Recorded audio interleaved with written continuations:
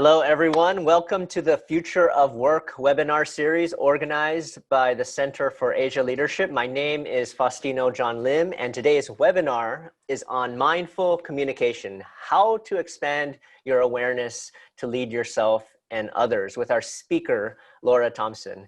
If you are joining us for the first time, our center is an organization based out of Boston, United States, and Kuala Lumpur, Malaysia, where we have just moved into our new office near the city center. But we do operate in several cities across Asia. We were founded at Harvard University among fellows and alumni, and we are focused on helping leaders in Asia initiate change and manage progress in their organizations and communities. We are in the midst of the Future of Work webinar series where we are sharing speakers. Speakers will be featured who are sharing about their chapter of their book.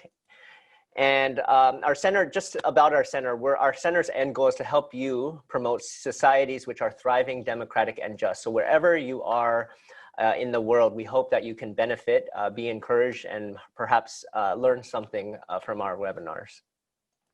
Now, joining us from New York, Laura Thompson is an international business consultant, angel investor, serial entrepreneur, inspiring leadership coach.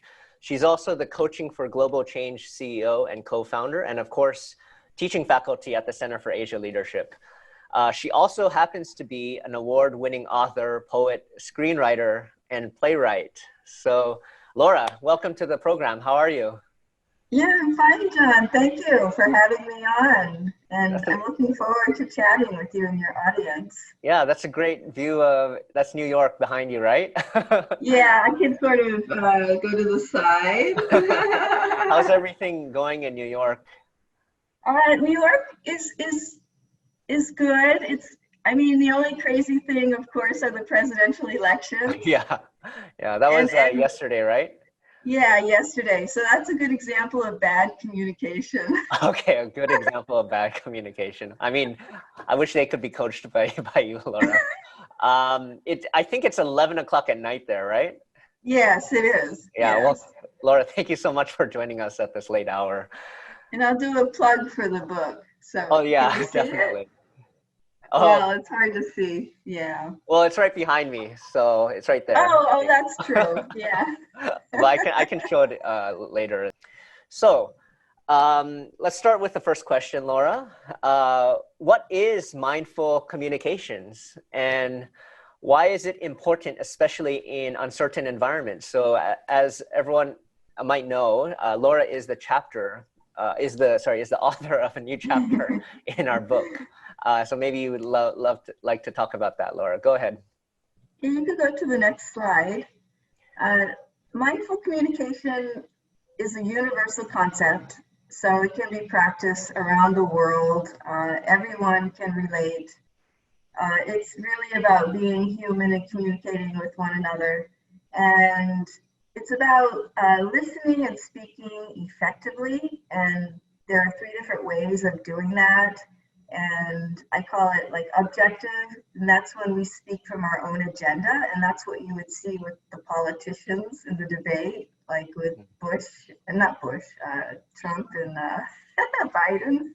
So they were like talking at each other, and that's like the basic form of communication. It's not very effective. And then you have subjective, where you're actually listening to the other person who is speaking to their agenda, trying to understand. And then the third way, I call it intuitive speaking and listening. And that's when you want to listen from your point of view, the other person's point of view, and see it from a 360-degree point of view. And you have a greater understanding and definitely better communications that way. And why is it important? It builds better relationships personally and professionally.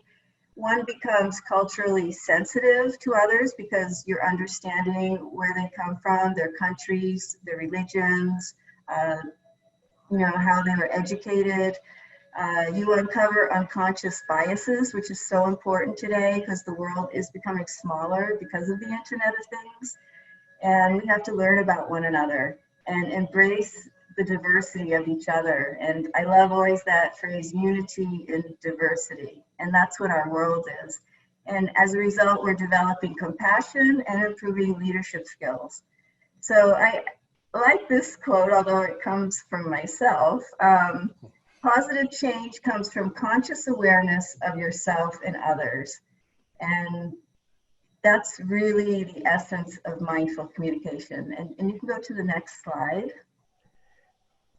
So it's especially important during disruptive times as we have gone through, the pandemic, economic fragility, racial justice movements around the world. We've moved from working on site to online, and we have distractions in the beginning, with spouses, children, animals running around, environmental noise, poor internet connectivity, and all these interfere with effective communications. And as a result, also, we basically only see maybe from the shoulders to the head up. So we don't see the hands when they're moving unless, we put them up in the air. So we're missing that body language, and it's harder to read like the emotions of the other person and their body language. And when we're in person talking to one another, we just pick up on that naturally. And because during uncertain times, we're under a lot of tension and anxiety, and our reptilian brain kicks in, which is absolutely normal because it's to protect us. But we might respond by, fleeing or freezing or fighting. And those aren't good ways to communicate. You want to really take a breath. Like we could do that right now. Like breathe in, hold it, and breathe out. And sort of create that habit before you respond when you're in that tense feeling. And that's where we need to self-regulate ourselves emotionally. And we need to become aware of how we communicate with one another through empathy to build better relationships. You can go to the next slide. So in organizations, it's becoming more relevant, and the Fortune 100 are offering it. And I would say the leaders are Google, Salesforce, General Mills, Aetna, and many more. And why are they offering mindfulness training? It's because it does increase employee productivity. It decreases burnout and boredom. It heightens your well-being, and it improves bodily awareness. And again, bodily awareness is important because you want to know if you're angry, frustrated, or disappointed before you talk to your colleague, because you don't want to get into a heated argument. So again, maybe taking that deep breath before you respond to your colleague if you're feeling, those tense feelings.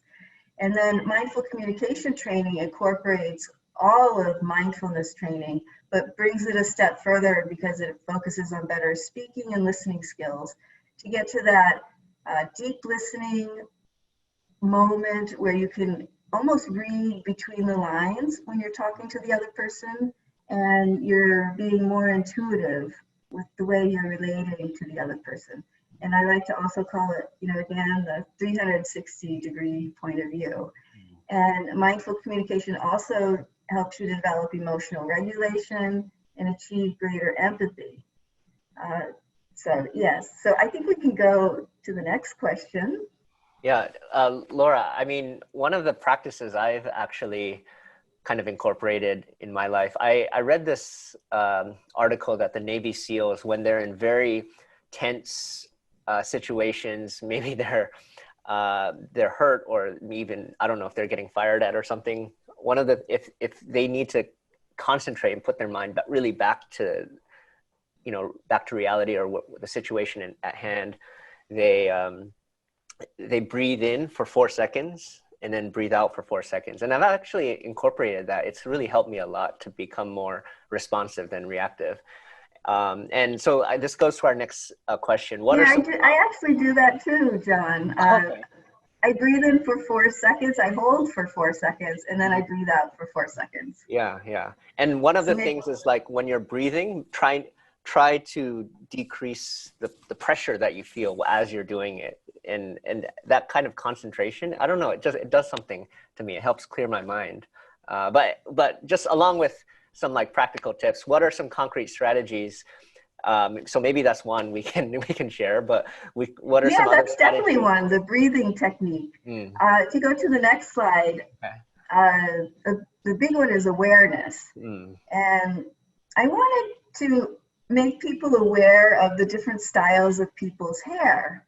Uh, I just always thought hair is beautiful no matter what style the person, creates or wears it. But I learned recently there was a study, I believe by PwC, and they found that there is hair discrimination in the workplace. And I was shocked, to learn this. So is hair discrimination race discrimination in employment hiring practices? So this is good for like the human resources people who may be in the audience. And it is discrimination because they were saying if you had curly hair or kinky hair, or you had, your hair like shaved and, very stylish or with a beard, uh, the perception was that you didn't perform as well as someone maybe who carried their hair in a straight manner. And now there was a law passed in California about a couple of months ago, saying that you cannot not hire somebody because of the way they want to wear their hair. And I chose these examples. I found, every person is beautiful the way they have their hair, and it has nothing to do with the employee performance. And this is creating awareness around hair. And I thought that would be a great way of creating awareness, because maybe we're not really aware of hair. Maybe hairstylists are, and I didn't realize what an impact it had in the corporate world. So being aware of, again, the person's culture, where they came from, where they're educated, their religion, all these are so important to take into account. And being aware also, like we're working from home, and to understand there are moms and dads who are homeschooling their children, and they have this added stress. So we have to take all of these things into consideration. And I thought this would just be a fun way of showing awareness. You can go to the next slide. Again, I like cartoons, and I like to bring a little bit of humor into, my presentations. So this guy or girl is yelling, "My words came out fine. They were processed incorrectly by your brain." And I think a lot of us can speak like this and not realize, and that goes back to subjective listening and speaking. You are speaking from your agenda and not listening to the other person's agenda. So to create a new habit of confirmation, this is another strategy you can use. Paraphrase the speaker to make sure you understood correctly their point or concept, and go back to them. Is this accurate? Is this what you meant? And if the speaker said no, then you say, "Can you rephrase it in another way so I understand?"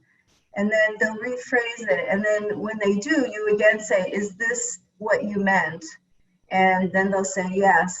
And it's important to do this because a lot of times, project management, because of not really confirming what the project manager wanted, the whole project might fail. So this is an important strategy to use, in the workplace. So I think you can go to the next slide. I always like to include civility because I feel like the world is losing it. And it can be as simple as just smiling at your neighbor or your colleague. Maybe opening the door if you see somebody like a mom with the baby in her carriage. Just being helpful to others, especially right now, because we all are experiencing stressful moments, I think more than normal. And just to have a kind gesture for the people around you, respect, every person that you encounter, and again, be mindfully aware of others. And I love the Indian namaste, because they're always honoring, the spirit within you and that you're a beautiful person. And it's a nice greeting today because we can't really hug each other or shake hands or, give each other a kiss on the cheek. And then also, again, listening carefully and strive to understand the other person's perspective, utilizing that 360-degree point of view. And I think one successful framework for the future of work depends on these three principles: self-awareness, mindful communication, and empathy. And lead yourself first, which means knowing yourself, then lead others. And then by leading others, you can also lead organizations. So the first step is getting to know yourself very well, and then you're able to understand others. And by building these daily habits, it's building trust and your way of communicating authentically as well. And that's also important. So I think we can perhaps go to a Q&A, or if you have any comments, John. No, I mean, this is great. We do have a question from Alvin Ng. Do you think we can find Alvin and put him on the line? So if you guys have any questions at all, you just like to have a dialogue, we have time for Q&A. Just anything about mindful communications, about self-awareness, or maybe you can share your personal case. Maybe Laura might be generous to tackle that issue with you. So Alvin, let's put Alvin on the line. Thanks, John. Alvin here. Hi, Laura. Question. You might want to give more context. So just introduce yourself and then share your question to Laura. Yeah, I'm Alvin from Sunway University. I'm a professor of psychology. Ironically, I'm also finding myself breathing in and out, trying to calm down a lot more than usual. And my question says here, and in between there's lots of sighs, and I'm wondering whether this is a sign of being burnt out, because I do feel burnout, because we had a fully online semester. It was very intense. And I'm always trying to be as mindful as possible of my own feelings. So yeah, I mean, breathing is good, but sometimes over breathing, I feel makes me more tired. Yeah, well, maybe, you have to take care of yourself. You have to be mindful to take care of your own energy. It sounds to me like you're giving a lot, like, to your students, and under exceptionally stressful times. So if you're meditating every day, or, I would suggest to meditate maybe 20 minutes every day just to re-energize. If you like sports, maybe walking could help you de-stress, or running. And the breathing techniques, of course, always help. If you feel that tenseness in your chest, it's always good to breathe, and you can do that, or even yawn, because some people don't like to breathe. So if you yawn, that's also like relaxing. If you like yoga, I don't know. Yeah, well, I've got myself a new yoga mat, so I'm practicing my sun salutes. It does help a lot, actually, especially after a long work day. Yeah, so I am trying to do as much as possible to relax and to take care of myself. I do yawn a lot, sometimes maybe too much. No, yawning is I- good. It gets oxygen to the brain. So it's good to hear that. Thanks. Yeah, I guess it's all about trying to find that dynamic balance of sort. I'm also in middle management, so it's not just about students, it's about staff and trying to please the upper management. yeah, so you're getting it from all sides. But that's where you emotionally like self-regulate, and you actually, I would say, put up healthy boundaries. You know, make sure they're not taking too much of your energy and time. And we have to learn how to do that, you know, personally and professionally. Yep, it's something I need to practice more. Thanks, Laura. Yeah, thank you, Alvin. Thanks, Alvin. So we have next Gene. Can we have him on the line? So Gene, just introduce yourself and share your question to Laura. Hi, I'm Jean Banta from the Philippines. And my question comes from, well, it's about trust. And I like your slide that says, my words came out fine, but you quite didn't understand it properly. There's something wrong with your brain. So my question is that we acknowledge that trust is vital in communication, and that distrust slows down communication, and as well as hindering accomplishment of goals, especially when it has already been breached. I mean, when the trust has been breached, it's so difficult for us to communicate without being misunderstood. And so my question is, I'd like to maybe ask you, what are ways you know by which we can rebuild trust when it has already been broken? Yeah, trust has to be earned, I think, in a certain way. If it's been breached, it depends on the person. Sometimes, say, like your colleague misunderstood you and had a hard time going forward trusting you. In that case, I would suggest, you know, apologizing, saying, I'm really sorry that, you know, we didn't understand each other correctly. And it's very hard to say I'm sorry because it's making you vulnerable. And vulnerability is very difficult in the workplace because a lot of times, you know, we have to feel like we're strong and, you know, nothing affects us. And, but I do feel that if you show your vulnerability and do say, I'm sorry, it actually makes you stronger. You are the stronger person because you're able to admit it, but also it helps them to open up, and they might say, oh, I'm sorry too, because, you know, it takes two to tango, right? It takes two people to have a conversation or more.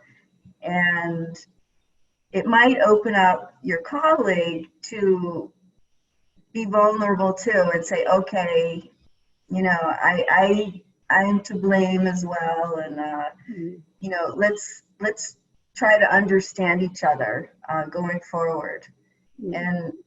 And then that's where you would take the tool of trying to listen from each other's point of view, and trying to understand their agenda, and they're trying to understand your agenda. And I talk about it in more detail in the chapter in the book, but I think that would be a good start in creating trust again.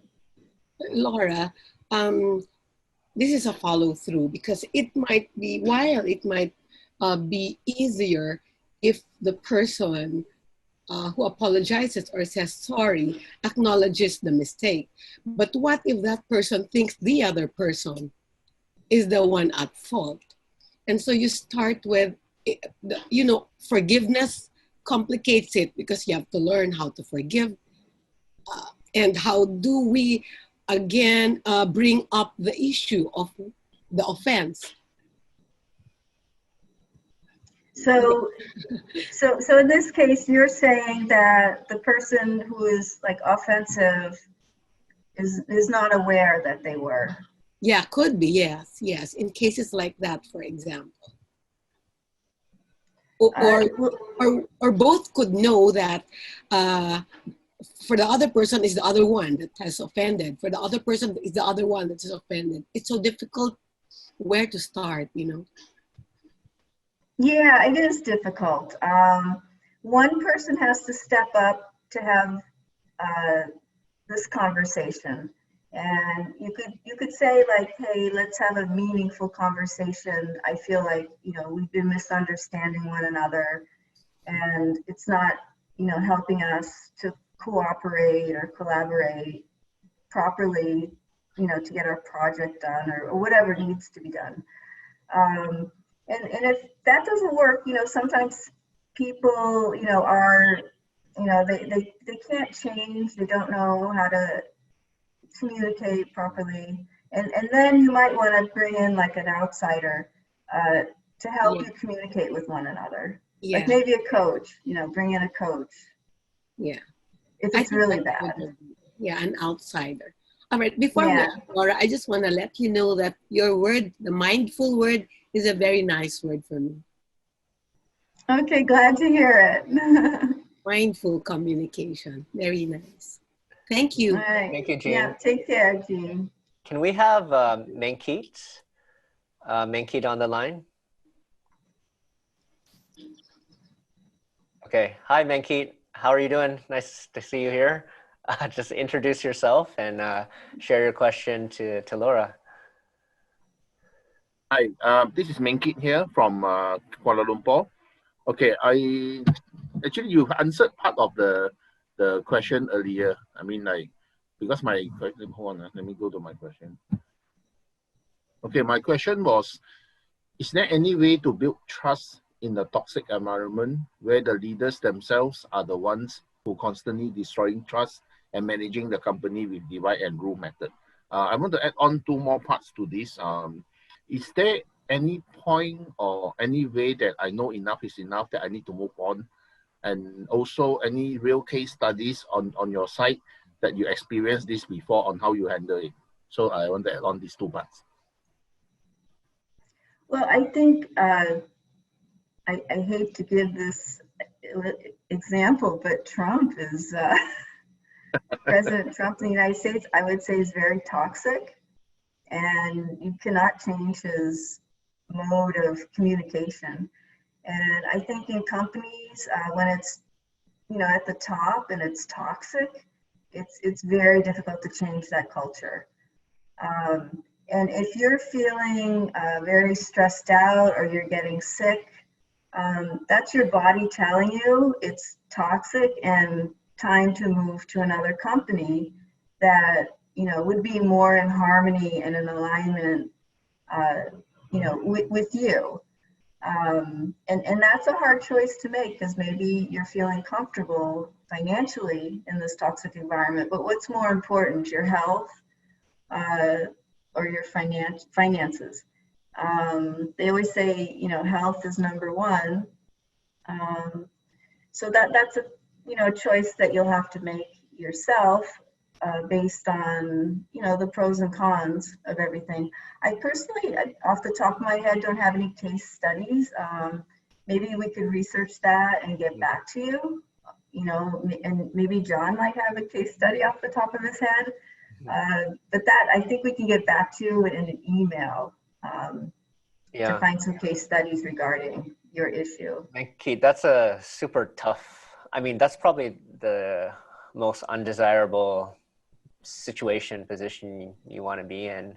I guess one thing I could say is that there are cases where the company itself, the system itself had quite like a toxic culture, but then there were pockets of whether, you know, at least within your own sphere of influence that you can control, your own direct reports. And, you know, you, at least people feel protected when they're under your purview or when they're working on a project which you're in control of or in which you're a part of. And I think that's how only those seeds within a company are able to kind of change eventually. But if someone is an authority and is doing that intentionally, that's a really tough situation. And I don't know how long that'll last in that type of culture. But Menki, I hope that's helpful for you. Yeah, thanks. Your question. Yeah, that was a good point, John. Yeah, you can actually create your own healthy and, environment around you with trust and harmony. Yeah. Okay, so we have next question. It's Abhishek Trigunat. Sorry, I'm sure I'm pronouncing your name incorrectly. So please introduce yourself and share your question to Laura, Abhi. Thank you, Joe. Can you hear me fine? Yes, we can. Go ahead, Abhi. Okay, perfect. Thank you. To begin with, thank you for the insightful session. I think just love the whole context towards being mindful. So this is Abhi Tribunet. I work as the worldwide CTO for a global professional services and a management consulting firm. And the question is more around finding the delicate balance between the team's well-being, their stress factor, but yet to get the committed work complete. As leaders, we are always tasked to make sure that, hey, this has been committed to the clients. We have the clients to answer to. And how do you suggest we go about balancing that act while still conveying the empathy, but yet continuing to motivate the team to get the work completed? So what is the question again? Creating a balance between your clients and your team? Yes, so creating a balance between the team's stress factor and their well-being. Yeah. I apologize. Looks like there's a little bit of a lag. So I'll just quickly. I think Abhi, you can confirm if I got the question correct. But at the same time, you have to motivate them and challenge them. You also want to have empathy and care for their well-being. So at the same time, you're trying to reach targets. How can you also, and Correct. They inevitably have that stress. How can you also make sure that they're also taken care of, in their well-being as well? Is that right, Abhi? That's correct. Yes, the delicate balance is the key. But thank you for confirming that. Yeah. Laura, thank you for confirming the question. That's like practicing confirmation and paraphrasing. So thank you. Yeah, it's a delicate balance. I think you can incorporate it into the culture of your company because it has been proven, when like mindfulness training has been implemented in these companies, that the employee performance increases, the motivation increases. They're working optimally, and they also will be this way if they're client facing or facing vendors. It sort of trickles, in those areas as well. So I would just say it's creating more of a culture and being perhaps more open and saying, we really value empathy. And perhaps lead from a values-based leadership style, which would be based on mindfulness and empathy. And then it would just be throughout the organization. And then it would be, of course, because they're that way at your company, they'll be that way also with the clients.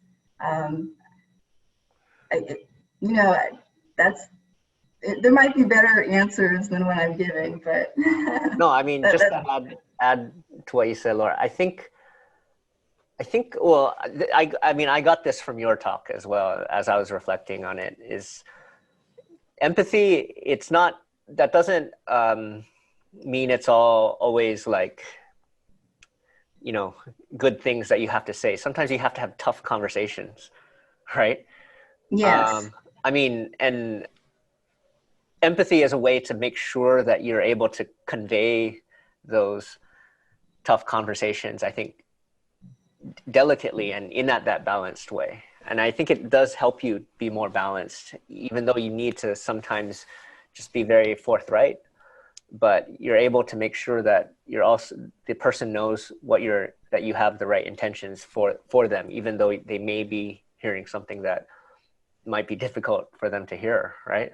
I guess, it's like tough love in a way. You have to have the direct communication with certain employees if you want to meet, your targets. I absolutely agree with that. Yeah, tough conversations are part of it. Yeah, I hope that's helpful, Avi. Yeah, and it has been. Thank you, Laura and John. Thank you, I appreciate it. Okay, can we have Elizabeth? Thank you, Avi. Can we have Elizabeth on the line? So I see that she actually has 2 questions. I think I can answer one of them real quickly, but Elizabeth, maybe you can introduce yourself and share your question to Laura and to myself. Thanks, John. Hi, Laura.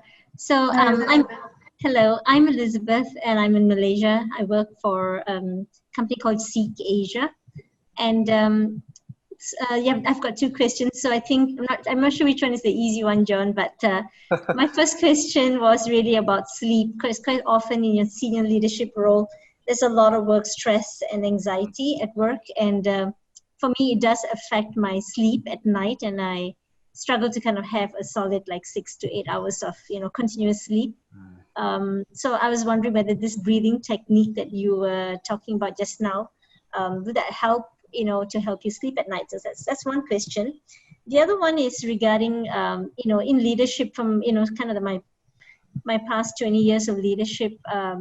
I've seen leaders who kind of shout the loudest, they get heard. So I'm not sure whether this is a global effect or this is, it could be pretty much global. And so, when you come across as someone who's really calm, soft-spoken, slow-paced, empathetic, you're often perceived as you're not an effective leader, and you don't get listened to as much as those that scream the loudest and are very aggressive in their kind of personality. So what do you think about this in terms of leadership? Laura, can I answer the first question? Yeah, sure. Of course, please add. I actually practice that myself because I sometimes have trouble sleeping. I'm thinking about work. I'm just checking my emails and I'm worrying. And then I just can't sleep. So that's actually when I started thinking about, I read an article about the Navy SEALs and how they, and after, I do that. It takes some discipline to do it. It sounds super easy to do, but you actually have to intentionally do it. Just make sure that all the air can, as much as possible, goes into your lungs. You kind of keep it there for a bit and then slowly exhale it out. And making sure that while you're doing that, there's no, because there's pressure on your body and your lungs when you do that. It has to be slow and stable and steady.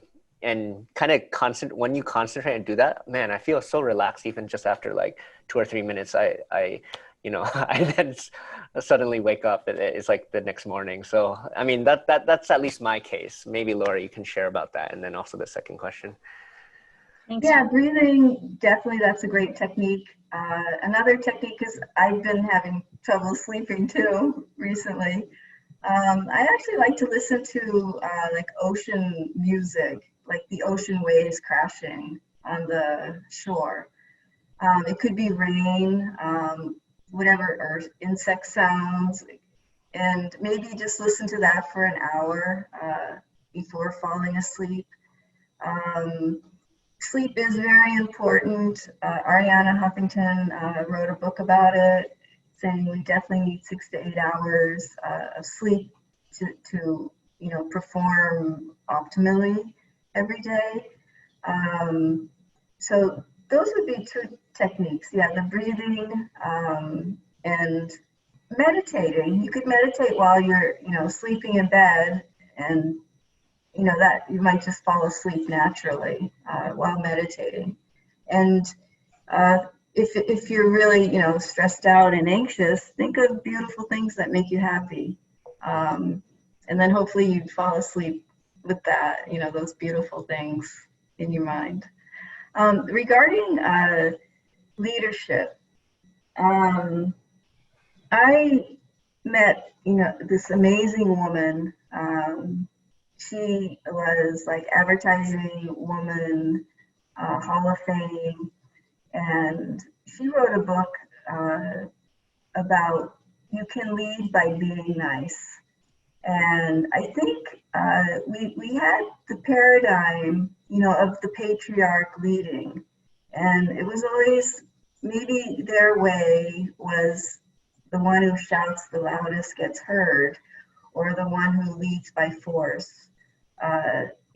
People follow. But I do see that the paradigm is shifting as more and more women are entering leadership positions. And I think as a woman, we all have to be stronger and lead with kindness. And we can be nice. And it's almost that you have to be stronger to be leading that way. And people will realize things can get done by being nice.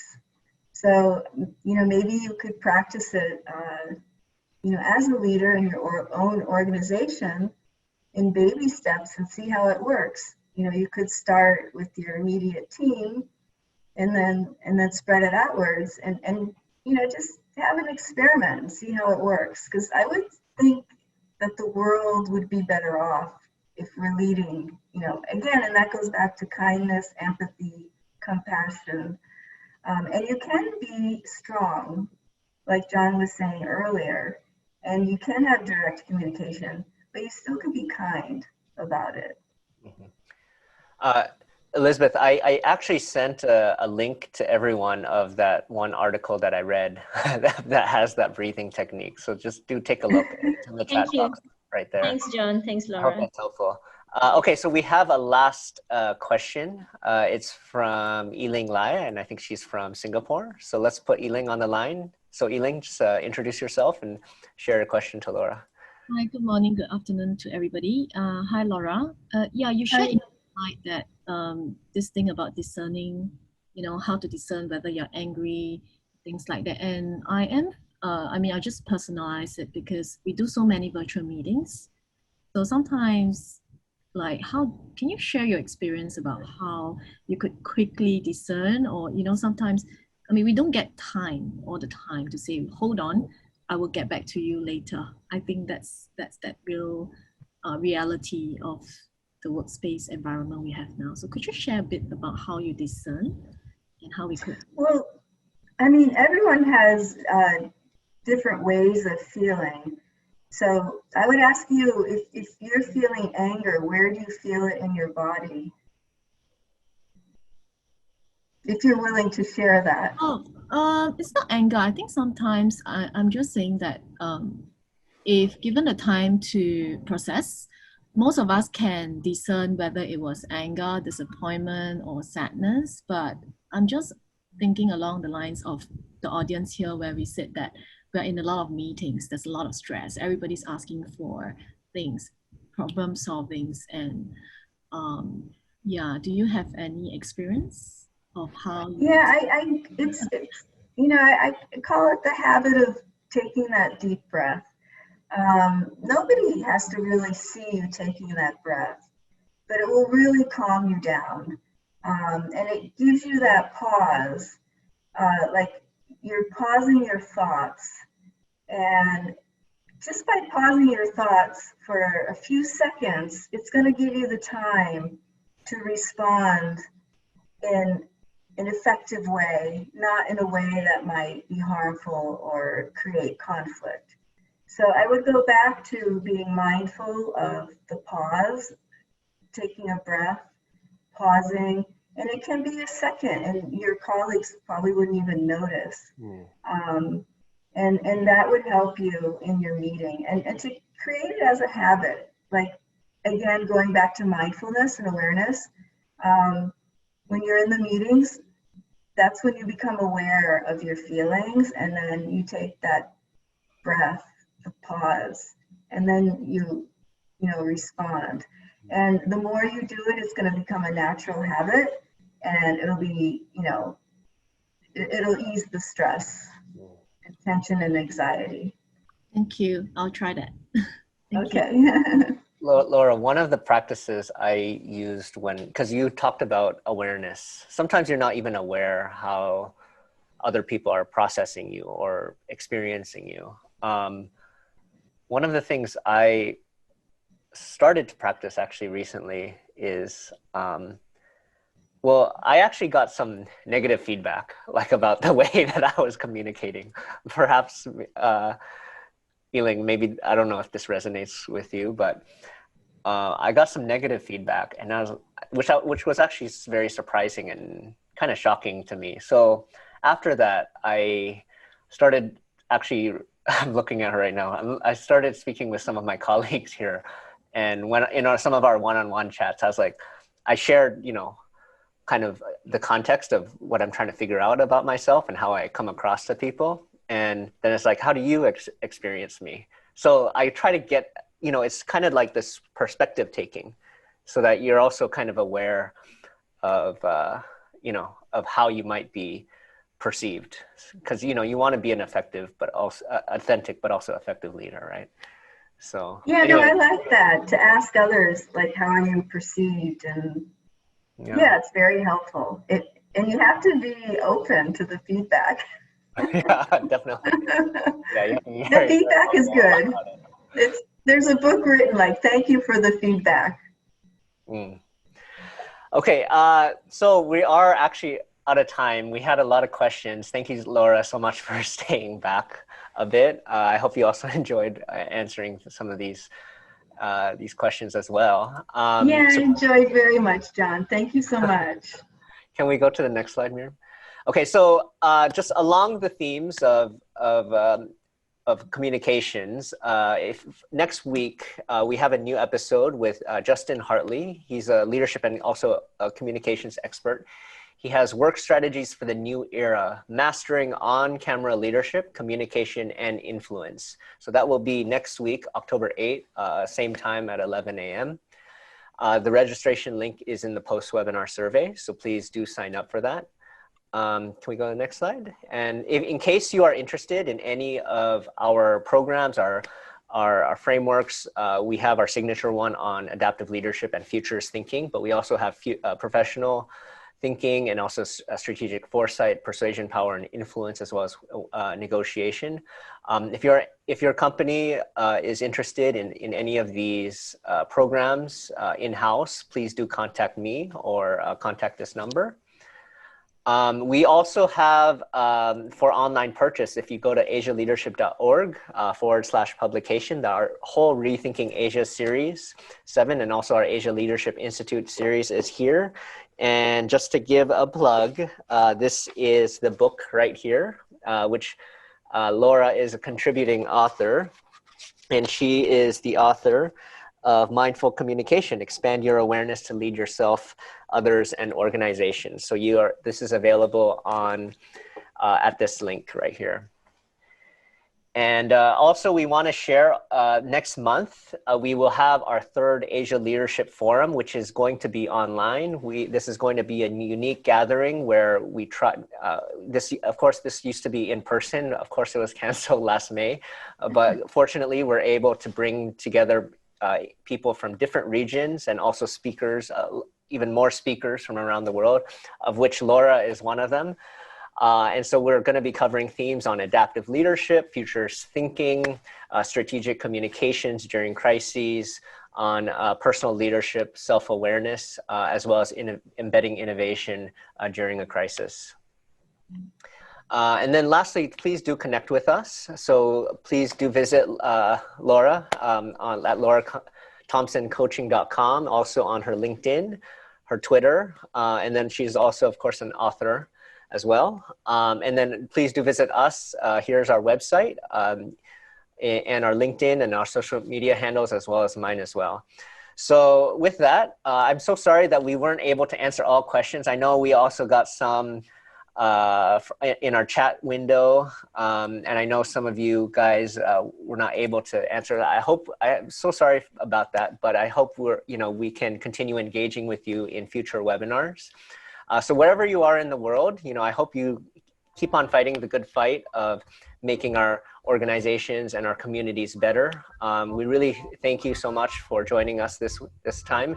If you're on the other side of the world, like Laura, have a good evening. And if you're here in Asia or a bit west or east from here, please do have a good rest of the day.